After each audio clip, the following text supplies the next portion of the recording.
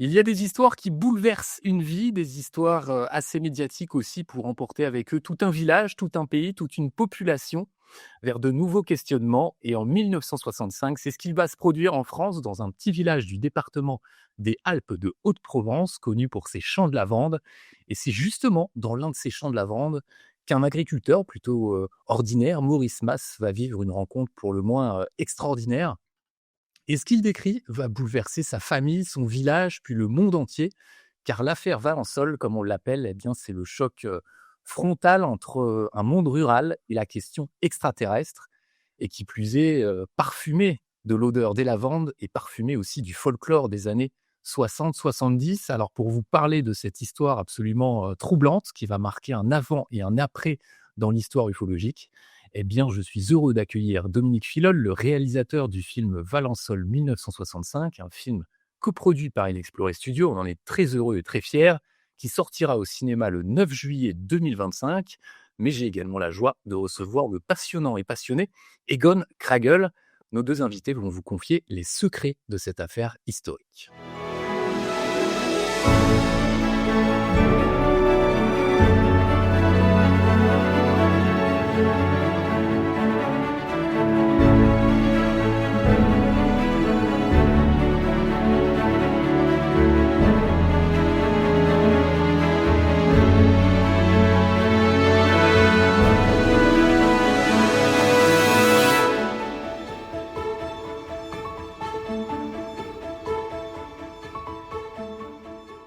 Bienvenue dans ce nouveau podcast, bienvenue à la croisée des mondes. On parle de mystères, d'invisibles, d'extraordinaire dans nos vies avec Inexploré. Et aujourd'hui, c'est le sujet OVNI qui va nous questionner une fois de plus. On est ensemble pour une petite heure. Je suis Sébastien Lilly, cofondateur et directeur d'Inexploré. Et j'ai donc le plaisir d'accueillir tout d'abord Egon Kragel. Bonjour Egon. Bonjour Sébastien. Comment C'est un vas-tu? peu très bien, très, très bien. Je suis d'ailleurs, non loin de Valençol en ce moment, donc je bénéficie du beau soleil et du beau ciel provençal, des bonnes odeurs de lavande qui viennent jusqu'ici. Voilà, donc c'est un plaisir. Je suis dans le bain, tu vois? Waouh, incroyable. On va en parler des lavandes. On est aussi en compagnie de Dominique Filol. Bonjour Dominique. Hello Sébastien. Bah écoute, moi je suis ravi de participer à cette émission. Bah, c'est un plaisir de te recevoir. Tu es réalisateur, notamment réalisateur d'un film bientôt diffusé au cinéma, Valençol 1965. Je mets l'affiche juste ici et j'en profite pour te poser une première question. Qu'est-ce qui t'a touché dans cette affaire? Touché au point de te démener pendant plusieurs années pour écrire, pour réaliser, pour lever les fonds nécessaires à la production d'un film de fiction? Dis-nous tout. Alors déjà dans un premier temps, c'est le sujet. Le sujet, Valençol, étant, l'affaire OVNI, la plus connue, de France. C'est déjà quelque chose qui m'a touché parce qu'à l'époque je réalisais mon documentaire, OVNI, une affaire d'État. Et c'est dans ce cadre, que je me suis rendu à Valençol et que j'ai été vraiment une première fois véritablement, touché par cette affaire dont j'avais déjà entendu parler. Mais c'est vrai qu'en allant sur place, en découvrant, le village et toute cette région, je n'étais jamais allé auparavant, j'ai eu un vrai coup de cœur. J'ai eu un vrai coup de cœur. J'ai été véritablement, touché par tout ce que j'ai pu entendre par les gens qui avaient connu Maurice Mas ou qui, à l'époque aussi, se souvenaient, de l'histoire, à quel point ça avait touché finalement. En fait, j'ai compris qu'au-delà, heu, déjà de l'affaire qui est arrivée à Maurice Mas, ça a touché aussi tout le village et aujourd'hui encore, ça continue de le toucher et c'est ça aussi qui m'a donné envie d'en faire un film et puis voilà, c'est un endroit qui est juste absolument, merveilleux et magique. On avait la chance justement d'y être au moment où les lavandes sont en fleurs. Ça dure à peu près 1 mois et demi entre, le mois de juin et le mois de juillet et quand tu vois ces champs de lavande à perte de vue, qui vont se confondre, avec le ciel, et cette ambiance de petit village de Provence et tu te dis: «Bon, bah, là, il y a quelque chose à faire». Il y a quelque chose à faire donc j'avais très envie de faire c'est mon premier long métrage de cinéma. Ça faisait longtemps que je rêvais de faire un film et puis, bah, l'histoire de Valençol s'est un petit peu imposée. J'avais aussi une envie, voilà, de faire un film d'époque. Enfin, moi, j'aime le cinéma qui m'emmène dans des univers que je connais pas. Heu et donc c'est aussi un petit peu ce que j'ai voulu, transmettre puisque ça s'est passé en 1965, donc évidemment on n'était pas nés. Hem, c'est une époque qu'on n'a pas connue, donc se replonger aussi dans cette époque-là, dans cette ambiance, dans cette atmosphère, c'était quelque chose qui me tenait à cœur. Oui, j'imagine à quel point ça a dû être magique et ce qui est magique aussi, c'est que, à la date de sortie du film au cinéma, l'événement fêtera ses 60 ans quelque part, ce qui est beau aussi, c'est un petit clin d'œil du destin. Et Mmh. toi, tu te passionnes pour la question, ufologique depuis, de très nombreuses années, mais je sais que avant de t'intéresser à la question extraterrestre, c'est aussi la question de notre propre, humanité quelque part qui t'interroge et l'affaire Valençol, comme, l'a dit Dominique, elle comporte tout en fait pour justement, bouleverser, l'humanité dans son voilà, dans son intégralité presque. Oui, oui, absolument. Alors déjà, si tu veux, c'est que moi, je suis provençal, donc si, l'affaire Valençol, tout le monde en parlait. Heu, Aussi loin que remontent mes souvenirs, dès qu'on parlait d'histoires de soucoupes volantes, de visites exogènes, c'était la référence absolue. C'est-à-dire que moi, j'ai grandi avec,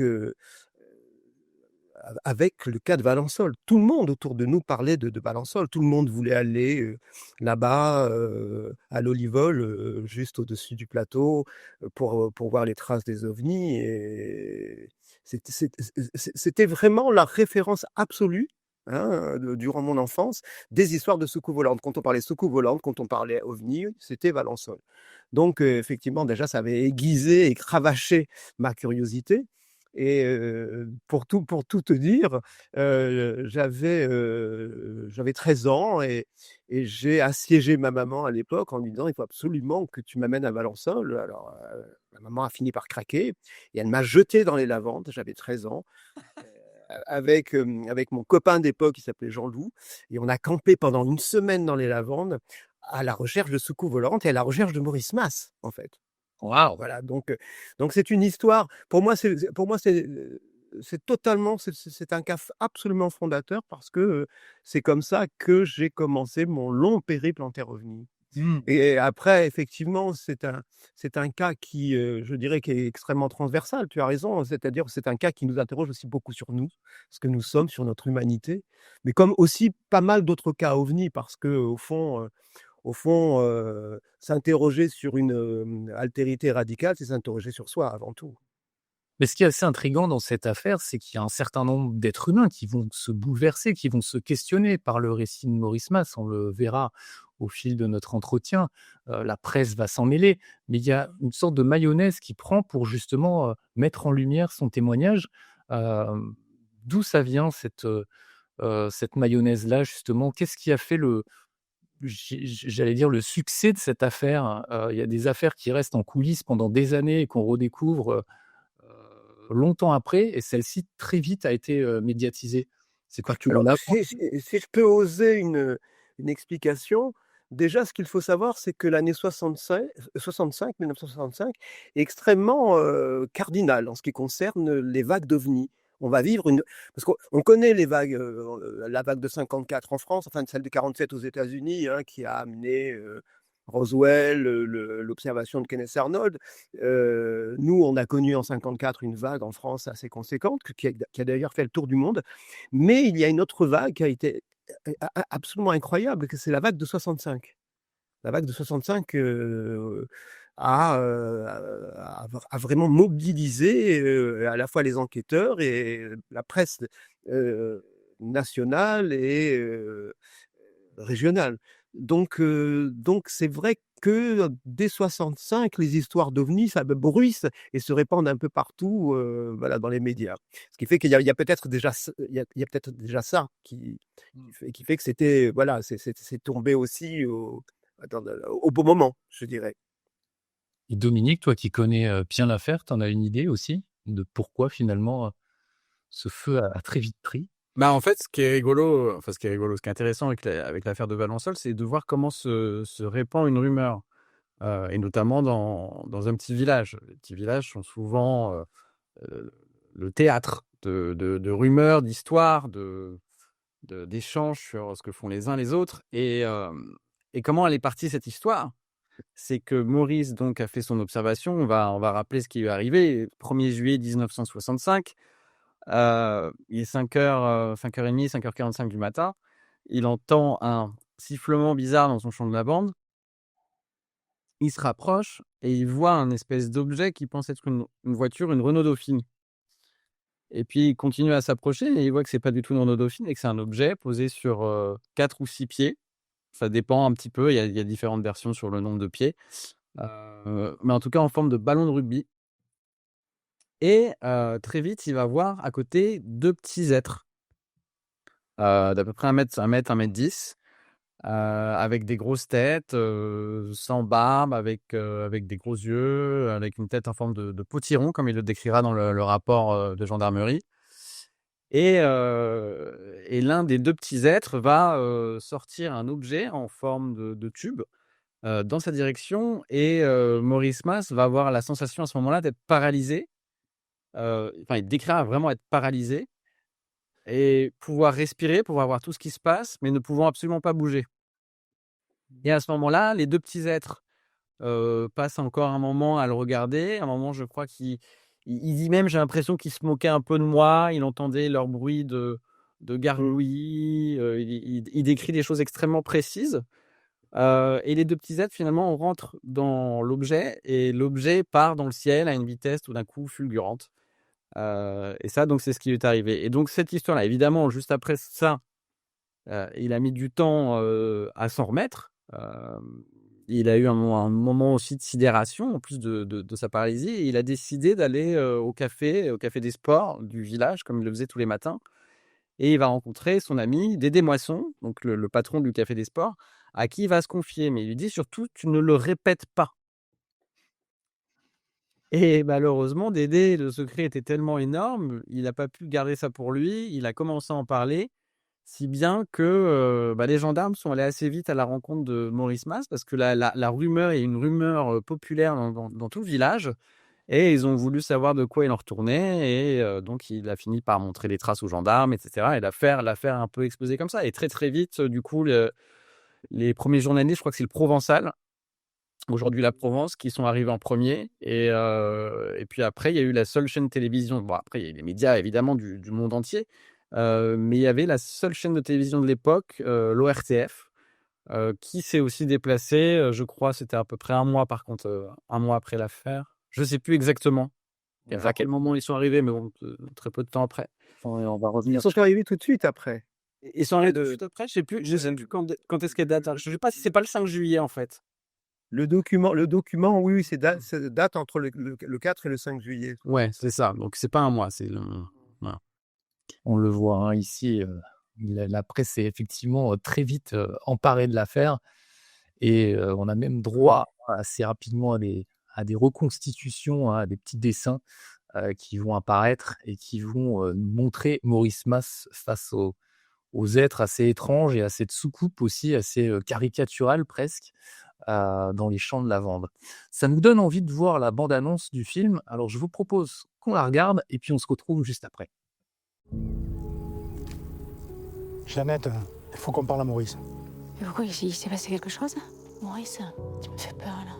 Le 1er juillet 65, à 2 km au nord-ouest de Valençol, Basses-Alpes, monsieur Maurice Mas, cultivateur, déclare avoir vu un objet volant non identifié de la grosseur d'une dauphine posé dans son champ. Franchement, vous y croyez, vous, à cette histoire? Mon père, c'est pas un menteur. Pourquoi les militaires ils sont venus? Pour des histoires de grands. Je t'avais dit de rien dire.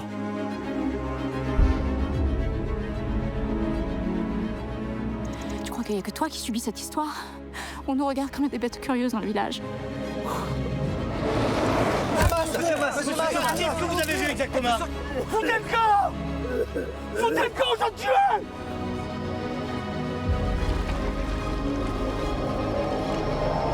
Bon, qu'est-ce qui s'est passé ensuite?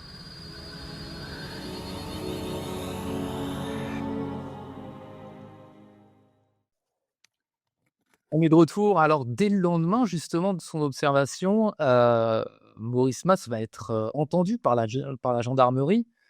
Est-ce qu'on sait Le jour même. Le jour même? Pratiquement, oui. Est-ce qu'on sait comment il est accueilli? Et effectivement, c'est quoi? Ce sont les rumeurs qui amènent les gendarmes à le contacter?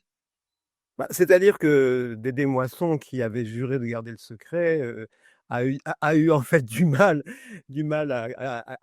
à conserver toutes ces informations pour lui, et l'histoire s'est répandue comme une traînée de poudre. Et puis bon, il faut se remettre dans le contexte, hein, on est dans un petit village, c'est rural, tout le monde se connaît, donc voilà, l'histoire a commencé à voyager de lèvre en lèvre, et donc très très vite, les forces de l'ordre local, qui sont magnifiquement illustrées dans le film de Dominique, bah, sont au courant, et puis voilà, on vient voir Maurice en lui disant Maurice, il faut que tu t'expliques, quoi. Qu'est-ce que tu as raconté? Qu'est-ce que c'est que cette histoire? Voilà, et Maurice va, dans un premier temps, va s'exprimer de façon un peu contrainte et pas très coopératif. C'est-à-dire que lui-même n'avait pas spécialement envie de partager son témoignage à la gendarmerie. Non, mais il voulait surtout ne le partager à personne. Il avait même dit à des Moissons, «Je n'en parlerai même pas à mon père parce que je vais terminer au cabanon».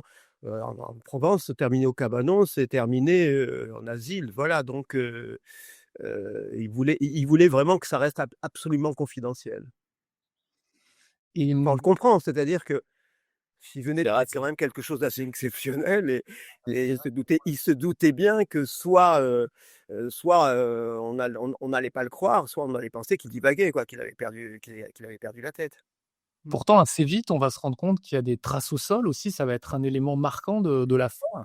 En plus, C'est-à-dire que le soir même, justement, les brigadiers vont se rendre dans le champ de lavande, et vont se rendre compte qu'effectivement, l'engin qui s'était posé là avec, Maurice le décrivait aussi comme une espèce d'énorme araignée, parce qu'il y avait une sorte de tube principal qui rentrait dans le sol, et puis voilà, des pieds tout autour. L'engin avait laissé des traces, voilà, qui, qui, qui ont interpellé, interrogé, d'autant plus que le sol était devenu absolument dur comme du béton. oui, je crois qu'on parle d'un trou, dans le sol, hein, c'est ça Dominique, de 60 centimètres de profondeur, une terre qui s'est durcie, heu, un taux aussi je crois de calcium ou quelque chose comme ça qui était anormalement élevé. Enfin différents taux, effectivement étranges, et puis, bah, on le saura plus tard, une lavande qui va pas repousser pendant des dizaines d'années, je crois. Selon ce que va dire Maurice lui-même, heu, la lavande ne repoussera pas pendant 10 ans. On a eu la chance de mettre la main sur une interview de Maurice qui avait été réalisée à l'époque par Jean-Claude Bourret, et Maurice dit: «Oui, ma lavande n'a pas repoussé pendant 10 ans», oui. Pourquoi c'est J'ai essayé, il dit: «J'ai essayé vraiment en vain de la replanter, et ça n'a pas fonctionné». pourquoi C'est c'est une émission qui s'appelle c'est une émission qui s'appelle Pas de panique, voilà, qui est passée en 74.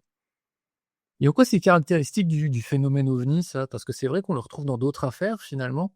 Une C'est ce qu'on appelle les RR2. Dès les années 70, on a eu un éminent chercheur qui s'appelait Alan Hynek, et qui avait proposé en fait une grille de lecture du phénomène, et s'était rendu compte qu'il y avait comme ça des constances, hein, des choses.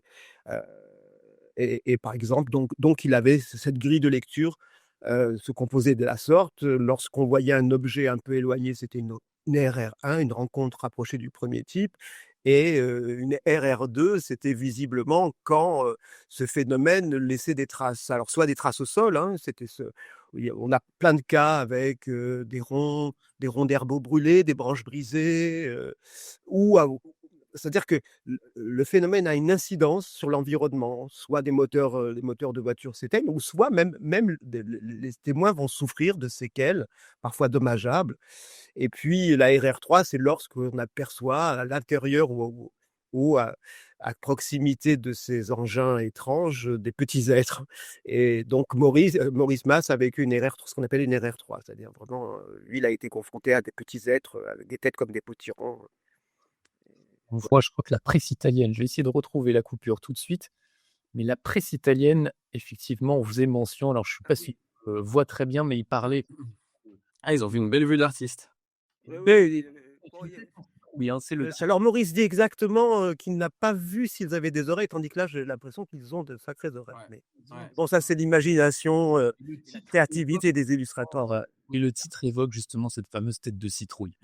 On sait qu'il y a beaucoup d'enquêteurs qui sont venus ensuite, des ufologues surtout, mais quelques personnalités.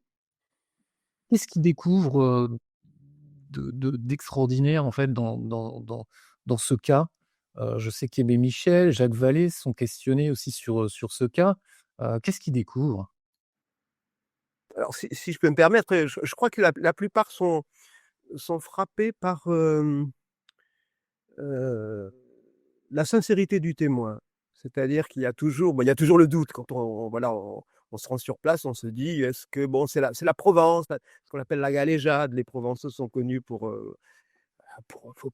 forcer le trait, la plupart ont été tous, j'ai entre les mains le rapport, par exemple, d'Aimé Michel qui, tout de suite, la première chose, c'est, voilà, qui stipule, c'est, «Je suis frappé par la sincérité du témoin». Il le sent très troublé. La première Aimé Michel va y aller 2 fois. La première fois, il se rend compte que lorsque Maurice Masse, s'exprime, il tremble.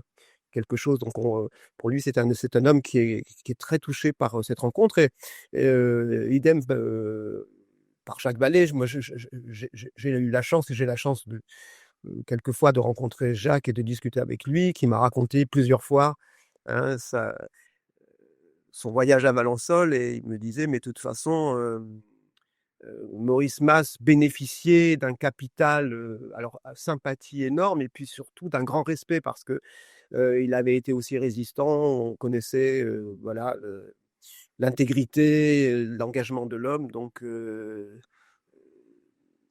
ces enquêteurs n'ont pas du tout remis en cause la bonne foi du témoin. Ce qu'a fait une partie de la presse, pas toute la presse parce que le Provençal, heu je crois que je t'ai envoyé quelques extraits du Provençal. Le Provençal a beaucoup défendu Maurice Masse à l'époque, mais bon, une autre partie de la presse nationale a un peu raillé évidemment, On voit là quelques extraits effectivement de la presse. Alors je ne me rappelle plus effectivement lequel, correspond au journal que tu évoques. Mais Dominique, c'est vrai qu'on le voit aussi très bien dans le film, hein, cette, crédibilité qui est accordée aux proches de Maurice Masse. En étudiant l'affaire, c'est quelque chose qui, pour toi, fait aucun doute? Heu, non, dans tout ce qu'on m'a raconté sur le personnage qui était Maurice, je veux dire, il était quand même plutôt, c'était un notable, du village, il avait été, résistant, il s'était battu, donc dans le maquis pendant la Seconde Guerre mondiale. Hem, il a, quand cette affaire lui est arrivée, de nombreux journalistes lui sont tombés dessus. Il en a envoyé, bouler un sacré paquet. Donc il cherchait pas non plus la notoriété. Il ne cherchait pas non plus l'argent parce qu'on lui a même proposé de l'argent, pour des interviews exclusives, ce à q il a refusé. Il a refusé. Donc c'est vrai que ça en fait quelqu'un, d'autant plus crédible et puis encore une fois, il y avait les traces, il y a eu cet effet de la sol de du sol qui est devenu dur comme du béton, de la lavande qui n'a pas repoussé pendant 10 ans. Le canular est peut-être poussé un petit peu loin si c'était qu'un simple canular et puis surtout, en fait, il en a souffert. C'est-à-dire que comme je le montre aussi dans le film, il a vécu des moments très difficiles juste après. Alors Mmh. je pense, par le choc de l'expérience qu'il a vécue, mais également tout d'un coup par cette hyper médiatisation, qu'il attendait pas et puis je pense aussi, le regard des autres. Enfin, il y a quelque chose qui revient très souvent dans la bouche de Maurice, c'est, «J'ai peur qu'on m'enferme, j'ai peur qu'on me prenne pour un fou» et c'est vrai qu'à l'époque, la vision sur les problèmes de santé mentale, c'était pas la même qu'aujourd'hui, hein. Donc on avait, facilement tendance à mettre les gens à l'asile, pour un oui ou pour un non. Et c'est justement quelque chose qui l'a poursuivi, cette expérience, parce qu'il a eu des symptômes, un peu inexpliqués après heu, enfin des difficultés à s'endormir, je crois, ou le contraire, si au contraire, il a souffert de ce qu'on appelle d'hypersomnie, c'est-à-dire que insomnie, ouais. désormais, heu, j'ai réécouté justement juste avant l'interview, de Maurice Masse où c'est lui vraiment celui qui il s'exprime, hein, il dit qu'il dort, il dit: «Je dors juste entre 12 et 14 heures à 15 heures par jour, moi qui dormais si peu». Hem, Pendant un mois, ça va durer, des semaines et oui, des oui, absolument. Ses mains tremblaient, enfin il avait des tremblements comme ça, Et puis, un détail aussi très étonnant, c'est que les montres s'arrêtaient à son poignet, c'est-à-dire qu'il ne pouvait plus porter de montre.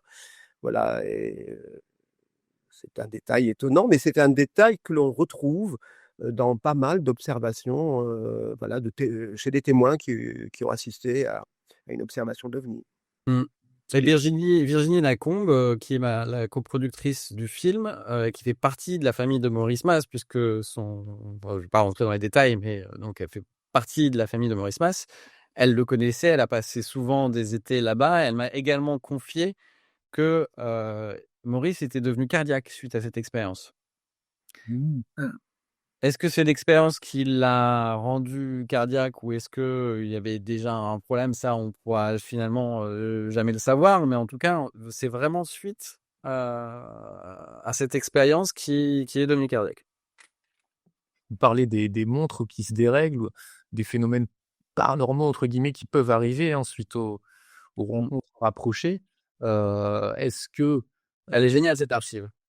ouais, voilà, la presse effectivement s'en est saisie, vos montres se dérèglent, c'est que vous avez approché un extraterrestre avec le folklore de l'époque. Hem, Est-ce que c'est le choc psychologique finalement, de l'observation ou est-ce que, finalement, il y a une volonté derrière, aussi ces entités qui viennent d'avoir un échange télépathique, quelque chose qui vient bouleverser quelque part les perceptions même du témoin? Quel est votre regard sur ces phénomènes-là? Alors la 1re chose qu'on pourrait dire, c'est qu'il y a peut-être eu, effectivement un bouleversement physiologique parce que lorsque Maurice s'est approché de ces 2 êtres, enfin, il a expliqué qu'un était visiblement accroupi. Il ne sait pas ce qu'il faisait parce que quand on lui demande, il dit: «Je ne sais pas». La presse après a relié en disant a relié l'information suivante en disant que visiblement l'être était en train de prélever des morceaux de lavande. Ce qui était peut-être le cas parce que Maurice s'était rendu très tôt sur le champ d'ailleurs parce qu'il s'était rendu compte que des mains délicates prélevaient des morceaux de lavande. Il était avec son papa et il s'était un peu énervé en disant: «Voilà, il y a des salopios qui sont en train de nous voler notre lavandin». Mais ce qu'il faut savoir, c'est qu'au moment où il va s'approcher de ces êtres, il va arriver à 7 mètres de ces êtres. Celui qui est debout, qui lui fait face, va sortir, d'une sorte de sacoche qu'il porte sur le côté, une sorte de tube, c'est comme ça que Maurice va le décrire, et il va être paralysé. C'est une paralysie très particulière, c'est-à-dire qu'il ne peut plus bouger, mais il continue de respirer, son cœur bat, ses yeux bougent, c'est-à-dire qu'il peut voir ce qu'il se passe, dans son champ de vision. Il entend parfaitement puisque ce que disait Dominique, les 2 êtres visiblement continuent à communiquer avec une sorte de porborie que lui ne comprend pas. Donc il y a quand même un effet physiologique. Il va rester quand même 15 minutes, c'est ce que Maurice raconte, 15 minutes paralysé. Le vaisseau va décoller, et disparaître, assez rapidement, mais lui va rester paralysé. Donc est-ce qu'il y a eu une sorte de, je sais pas, d'incidence, sur son métabolisme? Ça c'est peut-être possible. De toute façon, ce qu'il faut savoir, c'est que dans beaucoup de cas de rencontres, hein, de RR3 ou de RR4, la vie de ces témoins est totalement bouleversée. Il y a vraiment un avant, un après. C'est-à-dire psychologiquement, on le voit, hein, parce qu'on on juge, hein, des changements de vie, des changements de direction, de philosophie, des gens deviennent mystiques, des gens deviennent, deviennent artistes, par exemple, du jour au lendemain, alors qu'ils n'avaient jamais joué on a des cas incroyables, des gens qui n'avaient jamais joué de piano sont devenus des virtuoses, des gens se sont mis à peindre, enfin, c'est des choses très étonnantes. Donc, s'il y a comme ça des changements, des bouleversements psychologiques, peut-être qu'il y a aussi des bouleversements physiques. Vous venez de profiter à l'instant même de la première partie de cette émission qui est disponible gratuitement sur YouTube et sur toutes les plateformes de podcast. Mais vous avez le choix. Vous pouvez aller plus loin avec nous et devenir des exploratrices et des explorateurs de l'invisible engagés. Pour cela, embarquez dans l'aventure, hein. C'est très simple. Abonnez-vous depuis YouTube si vous le souhaitez. Pour seulement 4,90 €, vous bénéficiez de nos 8 dernières créations originales. Ça va des podcasts à nos reportages, en passant par nos documentaires. Et puis, vous pouvez aussi vous rendre sur notre site Inexploré TV. Et là, c'est très simple également. Vous Pour 9,90 € par mois, vous pouvez bénéficier de tout inexploré avec un accès à tous nos contenus et chaque semaine, des nouveautés, des podcasts, des documentaires, des reportages, des magazines. Bref, la totale. Vous profitez même de réductions assez incroyables sur nos odyssées en ligne. Allez voir tout ça sur notre site. On en a une consacrée justement au phénomène OVNI. De notre côté, on continue la discussion sur les secrets de l'affaire Valençol avec Egon Kragel et Dominique Filol. Et on va parler dans un instant justement de tout ce que Maurice Mas n'a pas dit parce que, voilà, il le confiait à certains. Il n'a pas tout raconté, il avait un secret et on en parle dans la partie 2. Abonnez-vous et on se retrouve dans un instant.